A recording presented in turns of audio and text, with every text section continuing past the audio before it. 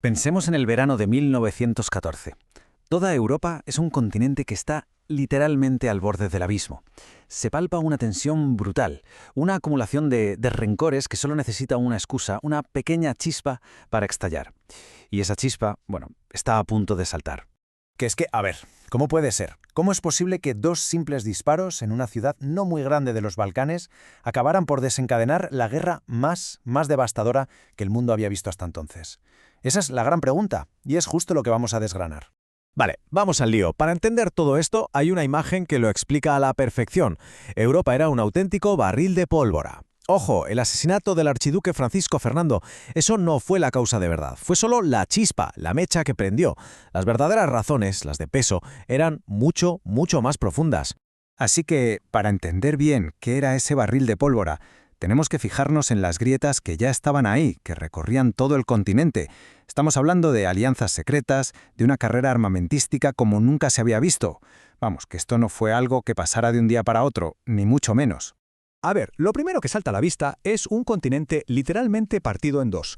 Por un lado teníamos a la Triple Entente, Francia, el Imperio Ruso y el Reino Unido, y por el otro la Triple Alianza, con Alemania, el Imperio Austrohúngaro e Italia.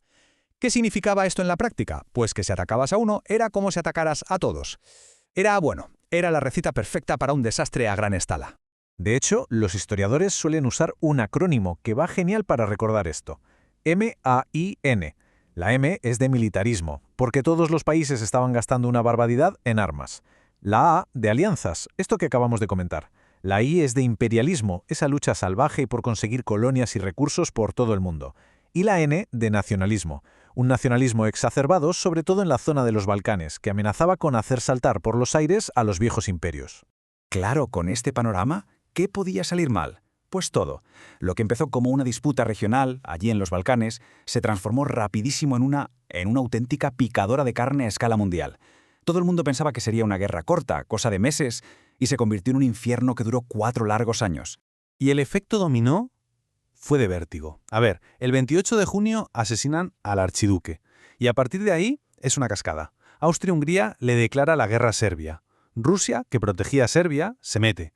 Alemania, aliada de Austria-Hungría, le declara la guerra a Rusia y a Francia. Luego invade Bélgica, y eso ya fue la línea roja para el Reino Unido, que entra también. En poco más de un mes, el sistema de alianzas había hecho su trabajo, arrastrar a todo el continente al abismo. Y aquí es donde la realidad le dio una bofetada a todas las expectativas. Los generales en sus cuarteles planeaban una guerra de movimientos muy rápida, con grandes maniobras, lo típico. Pero lo que se encontraron fue un infierno, un paisaje estático, inmóvil, de trincheras que cruzaban Europa desde el Mar del Norte hasta Suiza.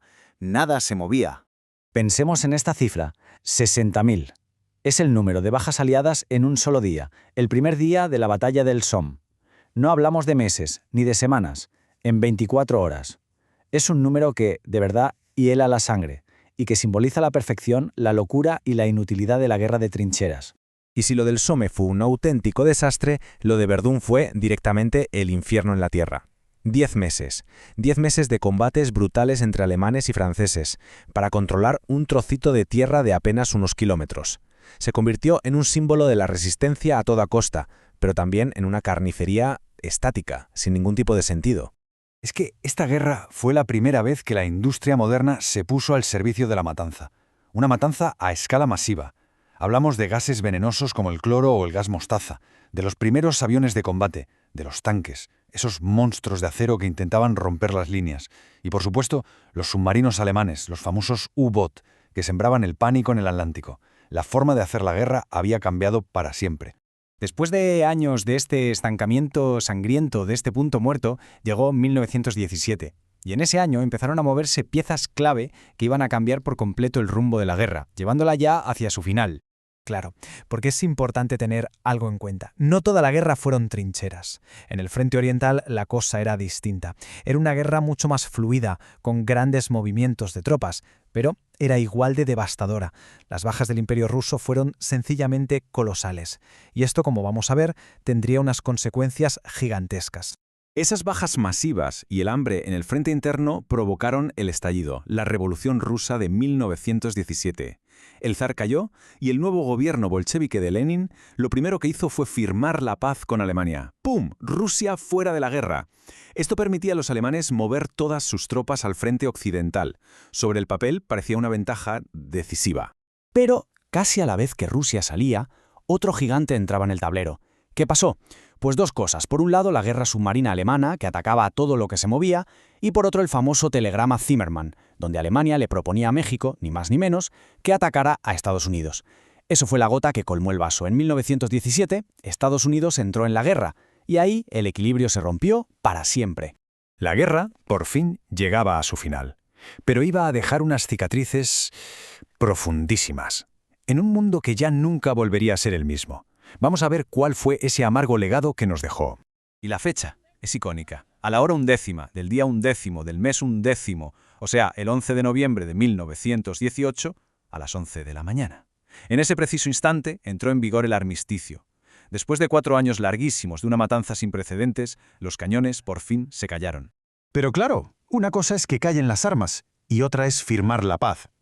Y la paz que se firmó, el Tratado de Versalles, no buscaba precisamente la reconciliación, buscaba la humillación de Alemania. La forzaron a aceptar toda la culpa, a pagar unas reparaciones astronómicas, ceder un montón de territorio y a reducir su ejército a la mínima expresión. Muchos dijeron que esa paz tan dura no era más que la semilla de la siguiente guerra. Y no se equivocaban.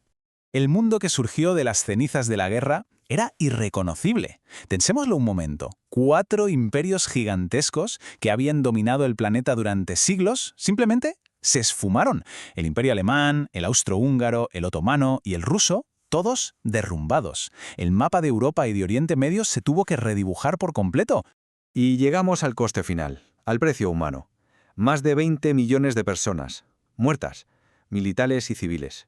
Una generación entera quedó rota, marcada para siempre por la muerte y el trauma. Y lo más irónico de todo es que la llamaron la Gran Guerra, la guerra que supuestamente iba a acabar con todas las guerras. ¡Qué terrible equivocación! Y con esto cerramos, con una reflexión que pone los pelos de punta. Menos de 21 años después de que callaran los cañones, el mundo se vio arrastrado a un conflicto todavía más terrible, más sangriento. La Primera Guerra en realidad había dejado una factura sin pagar, y el mundo, el mundo estaba a punto de saldar esa cuenta, de nuevo, con sangre.